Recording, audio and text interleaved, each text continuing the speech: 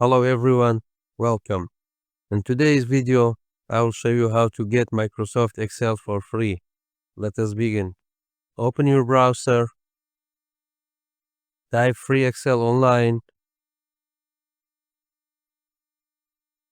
free Microsoft 365 online, Word, Excel, PowerPoint.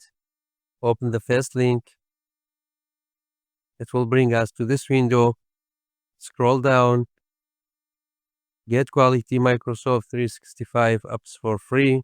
The first thing you need to do is sign in.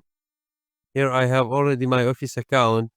If you have no account, you need to sign in.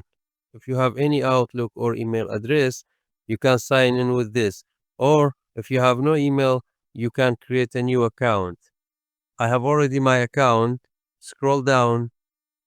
Here we have Excel for the web. Go to Excel. It will take us to here. Create blank workbook. Excel spreadsheet is ready to use. Here our ribbon layout is single line. You can change to classic ribbon. All the features that standard Excel have here is available. Thanks for watching. I hope you found this video to be helpful. For more daily tips and tricks, subscribe us and leave your feedback in the comment.